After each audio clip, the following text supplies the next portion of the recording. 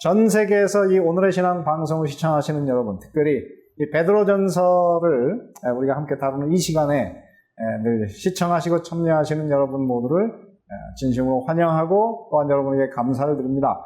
오늘은 제가 이 베드로전서를 공부하면서 제일 제 자신에게도 부담이 됐고 또 아마 이 말씀을 들으시는 분들에게도 부담이 될 만한, 그러나 이건 제 말이 아니고 베드로 선생님께서 애정어린 마음으로 주시는 말씀이니까 제 말이 아닌 설교자 대사도 베드로의 말씀으로 받아들이셔야 될 그런 말씀을 제가 전하겠습니다. 오늘 이곳에 보면 모든 행실에 거룩한 자가 되라. 좀 부담스럽죠? 근데 이게 사실은 베드로 전서에 그대로 있습니다. 근데 그 배경을 보면 더 부담스러워요. 한번 들어보시죠. 베드로 전서 1장 13절부터 21절에 있는 말씀입니다. 그러므로 너희 마음의 허리를 동이고 근신하여 예수 그리스도에 나타나실 때에 너희가 가져올 은혜를 온전히 바랄지어다.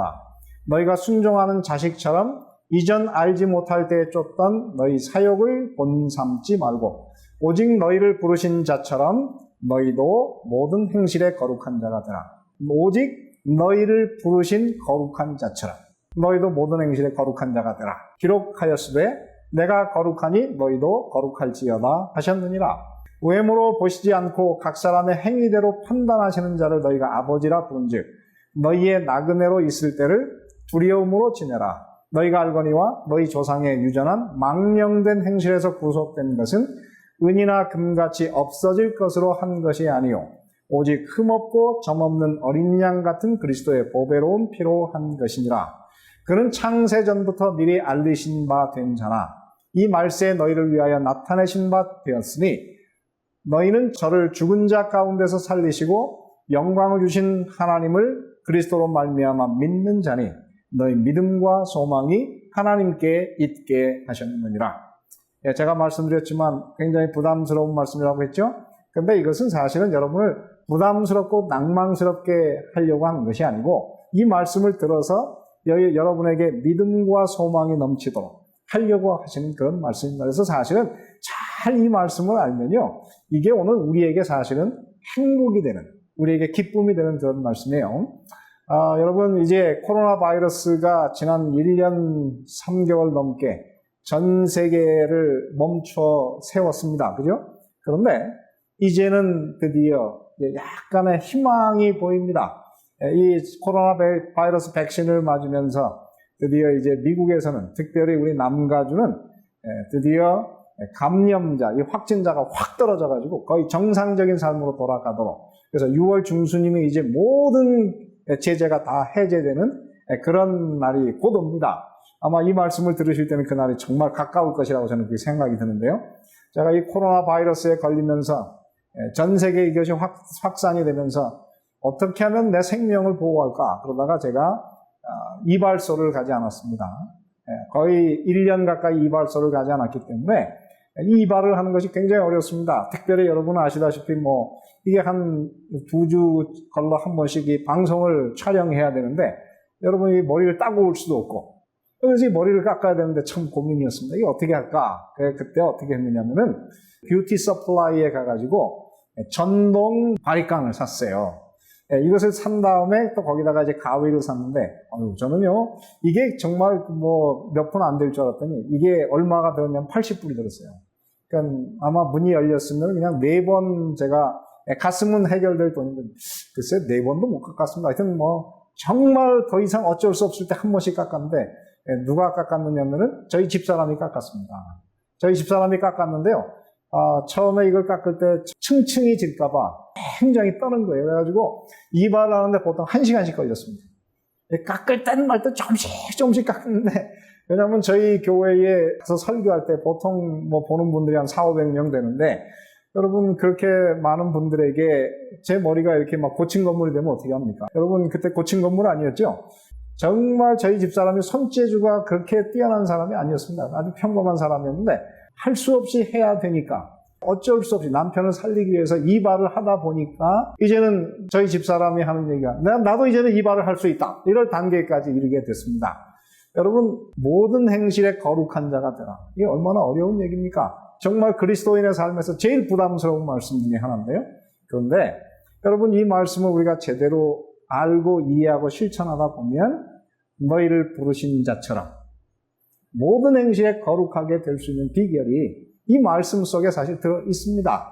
그렇기 때문에 이 말씀을 주신 것 아니겠습니까? 그러니까 여러분, 이 말씀이 사실은 우리가 생각하지 못하고 살 수 있었지만은 베드로 선생님은 늘 이것을 그의 삶에 굉장히 중요한 목표로 세우고 살았으니까 여러분, 이 말씀이 오늘 우리에게는 힘들지만 사실은 하늘나라에 들어가는데 꼭 필요한, 반드시 지나가야 될 그런 과정의 말씀인 것입니다. 여러분, 손재주 없는 저희 집사람이 코로나 바이러스 때문에 이발사가 됐지 않습니까? 우리가 선을 행할 수 없는 사람이지만은 여러분, 이 말씀을 잘 여러분이 들으시고 여러분의 삶에 염두에 두시고 사시다 보면 어느 날 우리가 그렇게 변할 수 있는 희망의 말씀이라고 하는 것이죠. 자, 오늘 이 말씀이 어떻게 됩니까? 베드로전서 1장 13절에 보면 그러므로 인과관계, 베드로전서 1장 3절부터 12절에 나오는 직설법으로 이 복음에 대해서 구원에 관해서 설명한 다음에 그것에 기초하여 베드로전서 1장 13절부터 21절에는 세 개의 큰 명령형 동사가 나옵니다. 그리스도 나타나실 때 가져올 은혜를 온전히 바랄지어다. 모든 행실에 거룩한 자가 되라. 17절에도 너희의 나그네 된 때를 두려움으로 지내라. 그래서 그러므로 더하기 명령법 동사로 된 그런 문장입니다. 이런 것을 갖다 우리가 뭐라 하냐면은 ethic 코드, 다시 말해 그 윤리적인 권고가 들어있는 말씀이다. 그렇게 얘기하는데요. 이런 구조가 어디에 나오냐면 바로 로마서 12장에 나옵니다. 로마서 1장부터 11장까지 복음의 원리를 직설법으로 설명한 다음에 로마서 12장 1절에 드디어 그러면서 형제들아 내가 하나님의 모든 자비하심으로 너희를 권하노니 너희 몸을 하나님이 기뻐하시는 거룩한 산 제사로 드리라. 명령법이 주어진 다음에 거기서부터 15장까지 계속 명령법 동사가 계속 반복이 됩니다. 그래서 이곳에 그 그리스도인의 그 윤리에 관해서 쓴 말씀이죠. 또한 에베소서 4장 1절에 보면 그러므로 여기도 또한 인과관계, 접속사가 나온 다음에 주 안에서 갇힌 내가 너희를 권하노니 너희가 부르심을 입은 부름에 합당하게 행하여, 그러면 사실은 행하라. 이 명령법 동사이고 거기부터 시작해서 6장까지 계속 명령법 동사가 반복이 되고 있습니다. 그래서 이 사도 바울의 글은 항상 그러므로를 중심으로 그 앞에는 직설법, 그러므로 다음에는 명령법, 윤리적인, 앞에는 복음, 뒤에는 윤리. 이 사도 바울의 그 사상은 항상 두 가지입니다. 복음 이해, 그리고 복음을 이해한 사람은 그러므로 이렇게 행하라. 이렇게 구조가 되어 있어요. 다만 이 사도 바울의 글은 항상 길게 먼저 복음을 설명하고 그 이후에 종합하는 그들의 그 윤리적인 이야기를 한 군데 모아놨지만은 이 베드로 전서는 그렇지 않습니다. 먼저 짧게 이 복음을 설명합니다. 직설법으로 설명하고 그 다음에 거기에 이어서 바로 그러므로 이렇게. 그래서 항상 직설법과 명령법, 복음과 윤리가 계속 반복되는 그런 구조입니다. 이런 구조가 어디에 나오느냐면 히브리서에 나옵니다. 히브리서 구조가 어떻게 생겼느냐면 항상 신학적인 설명 먼저 나오고 직설법, 그리고 그 다음에 그러므로, 그 다음에 실제적인 권고, 명령법. 이렇게 히브리서는 4중 구조로 되어 있어요. 이렇게 4번 되어 있는데 바로 베드로 전서가 바로 똑같은 구조로 되어 있습니다. 계속적으로 먼저 복음 플러스 명령, 윤리 이렇게 나눠져 있는 그런 모습으로 되어 있는 것입니다. 자, 그러면서 오늘 이곳에서 그러면 오늘 첫 번째 윤리적인 권고의 핵심이 무엇입니까? 두 가지 단어가 나오는데 하나는 여기 행실이라는 단어가 나오는데 베드로전서 1장 18절에는 너희 조상이 유전한 망령된 행실에서 구속을 받았다 하면서, 그죠? 이제는 더 이상 우리의 삶에 반복이 되지 않는 망령된 행실. 여러분, 망령되다고 하는 것이 무엇입니까? 그것은 정신 나간, 그죠? 사실 헬라어로는 이게 마타이오스, 그래서 이게 헛된, 허탄한, 열매가 없는 그런 뜻입니다. 근데 베드로전서 1장 15절은 뭐라고 했습니까? 오직 너희를 부르신 자처럼 너희의 모든 행실에 거룩한 자가 되라. 그래서 행실이 변해야 된다 하는 것입니다. 특별히 여러분, 이 베드로 전후서에서 제일 많이 반복되는 단어 중에 하나가 뭐냐면 행실. 헬라어로는 아나스트로페. 그런데 그러면 the way of life. 다시 말해 그 그리스도인의 삶의 방식이 예수님을 알기 전과 예수님을 안 후에는 완전히 달라져야 된다. 그런 뜻입니다. 그래서 이 베드로 전후서에 보면 바로 이 행실이라는 단어 혹은 행위라고 번역된 것이 다 똑같은 아나스트로펜데 이 단어가 8번이나 나와요. 지금 2번 먼저 썼죠. 그리고 여기에 다시 6번 이제 계속적으로 베드로 전후서에서 계속 반복하는데요. 여기서 보면 어떻습니까? 정결한 행위, 선행, 버려야 될 음란한 행실. 그러면서 베드로서 3장 11절에 보면 예수님의 재림을 기다리는 사람은 거룩한 행실과 경건함으로 하나님의 나라가 임하기를 바라보면서 간절히 사모해야 된다. 그렇게 말하고 있습니다. 자, 그래서 이 행실이 굉장히 중요한 것입니다. 자, 오늘 이곳에 보면은 특별히 베드로 전서에는 구원에 관련된 5개의 시제가 있습니다. 이거는 사실은 좀 주관적일 수도 있지만은, 그러나 이 베드로 전서 오늘 이 말씀을 이해하는 굉장히 중요한 그런 말씀이에요. 첫째 뭐냐면은, 베드로 전서 1장 20절에 보면 창세 전에 예수님의 이 구속의 경륜이 우리에게 알려졌다. 그래서 요한계시록 13장 8절에도 보면 창세로부터 죽임을 당하신 어린 양. 그래서 예수님이 이 땅에 우리를 위해서 구속하시고 이 땅에 한 어린아이로 오셔서 십자가에 달리시고 부활하셔서 우리를 구원하신다는 이 얘기는 afterthought, 타락한 다음에 만들어진 것이 아니고 이 땅에서 세상을 창조하기 전에 하나님께서 미리 이 모든 것을 다 보시고 이 땅에 타락이 있을 것을 아시고 구속의 경륜을 미리 세워놓은 것이다. 그래서 굉장히 중요한, 창세 전부터 미리 알리신 바, 이 굉장히 중요한 표현입니다. 2번째 보면 여기서 무슨 말이 있습니까? 예수님을 알기 전에 우리의 상태는 이전에 알지 못하던 때. 베드로전서 1장 14절 표현인데요. 이 동일한 표현이 어디에 나오냐면 사도행전 17장 30절에 알지 못하던 시대에, 복음을 알지 못하던, 복음을 믿지 않는 그 시대에는 알지 못하고 행하던 때. 그래서 사도 바울이나 베드로는 이것을 하나의 테크니컬 텀으로 예수님을 믿기 전의 상태는 무식한, 알지 못하는 그런 때였다. 그렇게 말하고 있습니다. 그런가 하면은 이제 어떻게 해요? 베드로전서 1장 20절에 보면 이 말세에, 이 말세는 어떤 시대입니까? 예수 그리스도께서 이 땅에 한 어린아이로서 오신 그때부터 시작된 말세. 그래서 이건 기독교 시대를 이야기하고 있죠. 그 다음에 4번째는 또 무슨 시간이 있습니까? 여기 보면 이제 예수님을 믿은 그리스도인의 삶은 지금부터 예수님을 만나는 그때까지를 나그네로 있을 때, 제가 지난번에 한번 이 땅의 그리스도인들은 예수님을 믿음으로 이방인이 된 나그네다 이렇게 말했는데, 그래서 지금 우리가 살고 있는 이 시대는, 그리스도인의 삶은 이 땅에서 나그네로 사는 삶. 그래서 그 시대는 어떻게 두려움으로 지내야 될 시대다 이렇게 말했고요. 마지막 5번째 시간은 무엇입니까? 우리의 소망은 예수 그리스도께서 나타나시는 그날, 우리에게 모든 은혜를 가져오는 그날, 우리가 온전히 바라고 소망할 그날이 있습니다. 여기 보면 이 모든 표현이 오늘 이 베드로 전서 안에, 오늘 우리의 본문에 다 들어있으니 여러분이 5개의 시제를 우리가 공부하는 것은 꽤 중요한 그런 말씀인 것입니다. 자, 그러면 오늘 이제 이 말씀을 공부하면서 우리가 생각해야 될 것은, 그러면 우리가 어떻게 허탄하고 망령된 정신 나간 행실을 완전히 어떻게 해요? 예수님을 알기 전에 우리 조상으로부터 물려받은 그 행실을 완전히 그것을 떠나서 모든 행실에 거룩한 하나님을 닮은 사람이 될 수 있을까? 이게 굉장한 과제 아니겠습니까? 이게 사실은 비결이 있어요. 사람의 힘으로는 할 수 없습니다. 이건 인간의 힘으로는 불가능한 것이고요.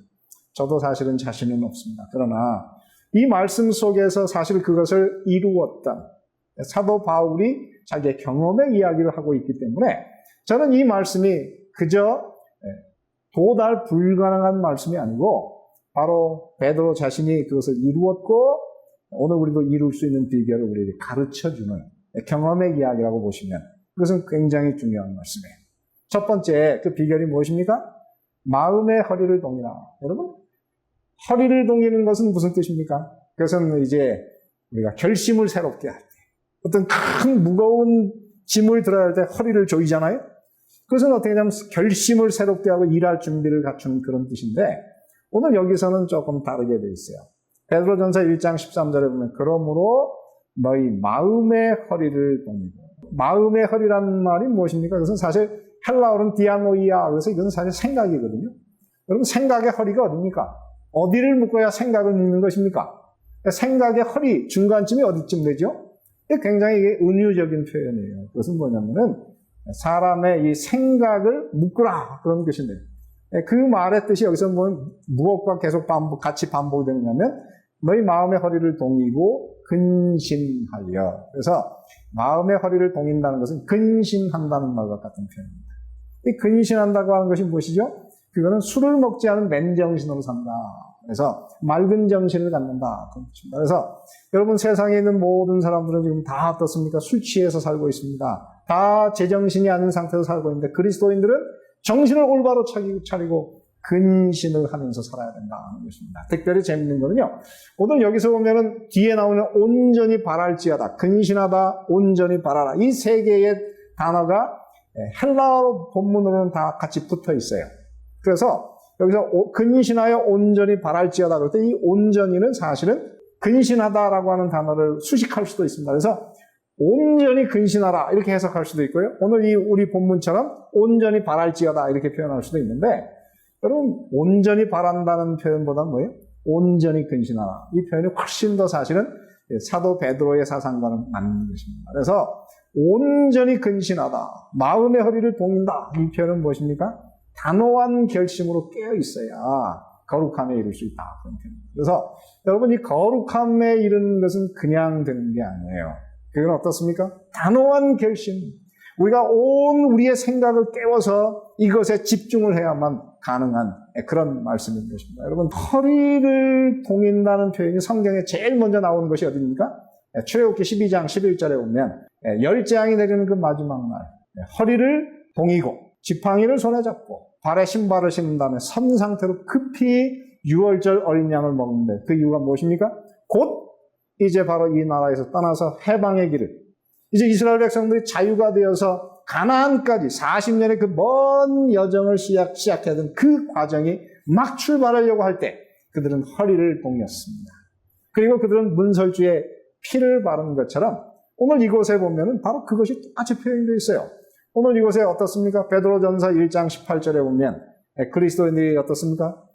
구속을 받기 위해서 오직 흠없고 점없는 어린 양 같은 그리스도의 보배로운 피로 하는 것이다. 그래서 이스라엘 백성들이 애굽을 떠날 때처럼 허리를 묶고 손에 지팡이를 들고 단호한 이제 출발할 준비를 갖춘 상태에서 그들이 어린 양을 먹나.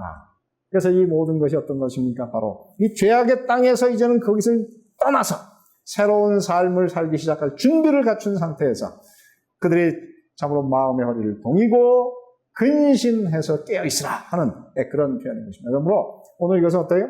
우리가 새로운 삶을 살기 위한 단호한 결심을 하는 정신을 차리고 사는 그런 것을 말하고 있습니다. 특별히 여러분 이 베드로 전서에는 이 근신한다라고 하는 표현이 3번 나와요. 베드로 전서 4장 7절에 만물의 마지막이 가까웠으니 그러므로 너희는 정신을 차리고 근신하여 기도하라. 이게 나오죠? 또 베드로전서 5장 8절에도 보면 근신하라 깨어라. 너희 대적 마귀가 우는 사자같이 두루다니며 삼킬 자를 찾나니 그러므로 어떻게 해요? 마귀에게 먹히지 않기 위해서 우리가 근신하고 깨어 있어요. 그래서 오늘 3번이나 오늘 읽어서 이 사도 베드로가 계속 반복하는 명령 근신하라. 마음의 허리를 묶고 정신을 차리고 그들이 깨어 있어라. 준비하고 있어라. 이런 표현이 계속 반복되는 것입니다. 그래서 오늘 이 말씀을 들으시면서 우리 모든 이 베드로 전서를 공부하신 우리 모든 성도, 모든 그리스도인들께 저는 부탁을 드립니다. 여러분, 우리가 거룩함에 이르기 위해서 우리는 마음의 허리를 동이고 근신하여 정신을 차리고 단호한 결심으로 앞으로 나갈 그런 준비를 반드시 갖추게 되시기를 간절히 바라는 것입니다. 오늘 이 똑같은 말씀이 누가복음 12장 35절 37절에 보면은 예수님의 재림을 기다리는 사람이 어떻게 해야 됩니까? 여기 보면 이렇게 썼어요. 허리에 띠를 띠고 등불을 켜고 서 있으라. 그리고 37절에 보면은 깨어 있는 것을 보면 그 종들은 복이 있을 것이다. 그래서 여기는 이 베드로가 2가지 단어를 그냥 그대로 따왔어요. 허리에 띠를 띠고 그리고 깨어 있으라. 이 2가지는 다 어떻습니까? 재림을 기다리는 사람의 마음 상태를 이야기하고 있거든요. 그렇습니다. 오늘 이 땅에서 살아가는 우리 모든 그리스도인들은 항상 재림을 염두에 두시고 예수님 만날 그날을 생각하면서 마음의 허리를 동이시고 단호한 결심으로 앞으로 나아가시는 깨어있는 그런 그리스도인이 되어야 하는 것입니다. 오늘 이 책은 제가 읽으면서 참, 이 책의 내용보다는 제목이 너무 좋아서 제가 들고 있는 책입니다. 여기 보면은 습관이 영성이다. 여러분이 이 거룩한, 모든 행실에 거룩하게 되려고 그러면 우리 이 습관이 바뀌어야 돼요. 근데 이게 어떻게 될까요? 저는 잘은 모르겠습니다. 이 습관이 사실은 형성되는데 많은 시간이 걸리는데요. 저희가 지난 1년 반 동안 이제 코로나 바이러스 때문에 교회 문을 못 열어서 어떻게 하면 이 교인들을 영적으로 이끌 수 있을까? 그래서 저희들이 새벽 기도를 시작했습니다. 아침 6시부터 새벽 기도를 하는데 새벽에 말씀 강의를 하려면 제가 4시쯤에는 일어나서 이 말씀을 몇 번 리뷰를 해야 돼요. 그러니까 제가 10시에 자고 저도 모르게 눈을 딱 뜨면 새벽 4시가 됐습니다. 그래서 저도 모르게 그렇게 오랜 동안 제가 늘 마음의 소원이 10시 이전에 자가지고 4시에 일어나서 새벽을 깨우는 그런 목사가 돼야 되는데 부담을 가졌는데 잘 안 됐거든요. 됐다가 안 됐다, 됐다 안 됐다 그러다가 지난 1년 반 동안 제가 새벽 기도를 하면서 이게 완전히 습관이 굳어져 버렸어요.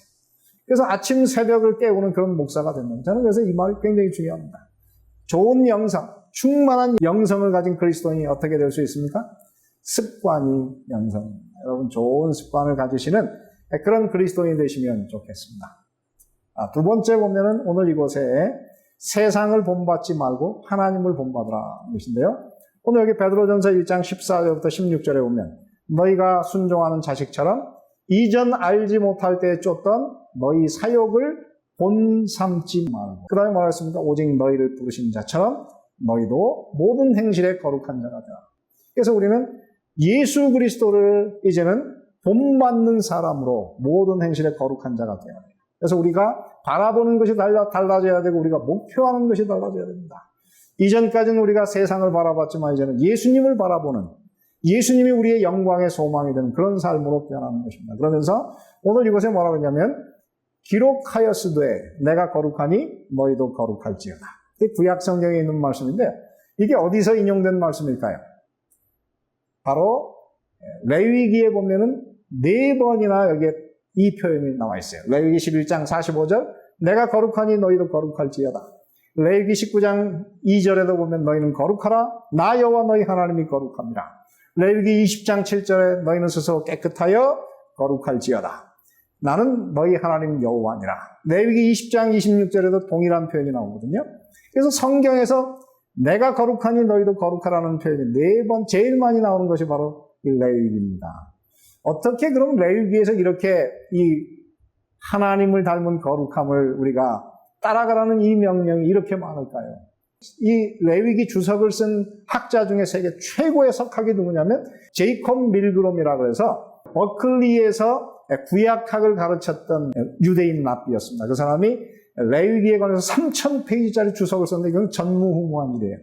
근데 이 사람이 레위기를 썼는데 어떻게 썼냐면 1장부터 16장까지를 한 권 1,000페이지 그리고 17장부터 27장까지 2,000페이지 두 권을 썼거든요. 근데 레위기 17장부터 27장을 우리가 무엇이라 부르냐면 홀리네스 코드. 이 1장부터 16장에는 제사가 나오고 17장에는 하나님을 믿는 이 이스라엘 언약 백성의 윤리적인 삶이 무엇인지를 기록한 것이 바로 레위기 17장부터 27장 홀리네스 코드예요. 이 홀리네스 코드를 쓰는데 2,000페이지를 할애한 대단한 그런 작품입니다. 저는 그 책을 다 읽어보진 못했어요. 제가 그 책을 사는데 돈이 너무 비싸가지고 덜덜 떨면서 그냥 한 권만 샀는데요. 여러분 그만큼 대단한 책입니다. 그런데 제가 그 책을 여러분 다 읽으라는 것이 아닙니다. 오늘 여기서 보세요. 모든 행실에 거룩한 자가 된다고 하는 것은 바로 우리의 모든 행동거지가 하나님이 말씀하신 그 행동의 그 규율을 우리가 깊이 생각하면서 그대로 따라가야만 한다고 하는 것입니다. 그리스도인들이 거룩해야 된다고 하는 말이 신약에서 제일 먼저 누가 했느냐? 예수님이 하셨어요. 요한복음 17장 17절 19절에 보면 저희를 진리로 거룩하게 하옵소서. 그러면서 예수님이 뭐라 하냐면 저희를 위하여 내가 나를 거룩하게 하오니 이는 저희도 진리로 거룩함을 얻게 하려 합니다. 데살로니가전서 4장 3절 6절 7절에도 사도 바울이 있었습니다. 하나님의 뜻은 이것이니 너희의 거룩함이라. 그러면서 그 마지막에 보면 뭐라 했어요? 그러므로 저버리는 자는 이 저버린다는 것은 무엇을 저버리는 것일까요? 거룩함을 저버리는 겁니다. 거룩함을 저버리는 자는 사람을 저버리는 것이 아니요 너희에게 그의 성령을 주신 하나님을 저버리는 것이다. 참 멋있는 표현 아니겠습니까? 그러면 우리가 어떻게 이 거룩함에 이룰 수 있을까요? 여러분 오늘 보면은 베드로후서 1장 4절부터 보면은 이 사도 베드로가 오랜 그의 경험을 통해서 그가 도달한 중요한 깨달음, 그리고 그가 그 도달한 것이 여기에 있는데요. 그것이 뭐냐면은 베드로후서 1장 4절, 이로써 그 보배롭고 지극히 큰 약속을 우리에게 주사 이 약속으로 말미암아 너희로 정욕을 인하여 세상에서 썩어질 것을 피하여, 그 다음에 말했어요. 신의 성품에 참여하는 자가 되게 하려 하셨으니, 바로 이것이 바로 거룩함입니다. 모든 행실에 거룩한다고 하는 것은 결국 신의 성품에 참여하는, 여러분 사람이 신의 성품에 참여할 수 있습니까? 이게 사실 거의 불가능한 이야기예요. 그런데 베드로가 뭐라 그랬냐면 이렇게 썼습니다. 이러므로 너희가 더욱 힘써 너희 믿음의 덕의 지식의 절제의 인내를, 인내의 경건을, 경건의 형제 우애를, 형제 우애의 사랑을 겁니다. 신의 성품에 올라가는 8개의 사다리 계단이 여기 들어있어요. 나중에 이제 제가 이걸 자세히 설명하겠습니다. 오늘 여기서 보면 이 사도 베드로는 이것을 오래 생각하다 보니까, 이 모든 행실에 거룩한 사람이 되려고 계속 생각하다 보니까 그것이 신의 성품에 참여하는 것임을 알게 됐고, 신의 성품에 참여하는 그 8가지 비결을 여기서 써놨어요. 어떻게 이게 가능했을까? 참 어려운 이야기입니다. 그런데 제가 사실 제가 제일 좋아하는 운동이 테니스입니다. 근데 제가 테니스 중에서 제일 지금도 잘 안 되는 것이 뭐냐면 이 백핸드거든요. 그래서 어떻게 이 백핸드를 좀 잘 치면 내가 진짜 훌륭한 선수가 될 텐데, 그렇게 생각하는데, 인류 역사상 가장 위대한 테니스 선수, 포핸드, 백핸드, 발리, 그 다음에 하이볼, 모든 것에서 가장 완벽한 선수가 로저 페더러라고 하는 그 스위스 선수인데요. 한 번은 제가 이 선수가 이 백핸드를 치는 것을 슬로우 비디오로 보게 됐어요. 자꾸만 이 슬로우 비디오를 보고 또 보고 자꾸만 연구하다 보니까 제가 그렇게 됐다는 건 아니고, 어느 날 테니스장에 갔는데 진짜 그 똑같은 백핸드가 한 번 나오더라고요. 그래서 아하, 생각하면 변화됩니다. 제가 참 놀라운 걸 알았습니다. 오늘 그러면서 마지막으로 이렇게 이야기해요. 오늘 이것을 잘 보시면요. 베드로전서 1장 17절에 보면 외모로 보지 않고 각 사람의 행위대로 판단하시는 자를 너희가 아버지라 부른즉 너희의 나그네로 있을 때를 두려움으로 지내라. 여러분 우리가 많이 착각하는 게 있어요. 하나님을 알면 하나님이 우리를 그냥 다 용서해주고 우리 행위는 안 볼 거다. 그런데 하나님은 하늘나라의 사람을 데리고 들어갈 때 공평하게, 예수님을 믿었기 때문에 데려가는 사람인 것이 아니고 안 믿었기 때문에 안 데려가는 것도 아니고 모든 사람을 공정히 심판하시는데 사람의 얼굴을, 외모를 보지 않고 사람의 행위대로 심판하시는 그런 분입니다. 그런데 제가 보니까요, 저는 사람이라 그런지 저는 팔이 안으로 굽더라고요. 아는 사람이 있으면 자꾸만 이렇게 이 기준이 흐려지는데, 하나님은 어떤 분이십니까? 그분은 심판에서 절대 팔이 안으로 굽지 않으시는 그런 분이십니다. 그렇기 때문에 여러분, 하나님의 사랑을 우리가 올바로 이해하셔야 돼요.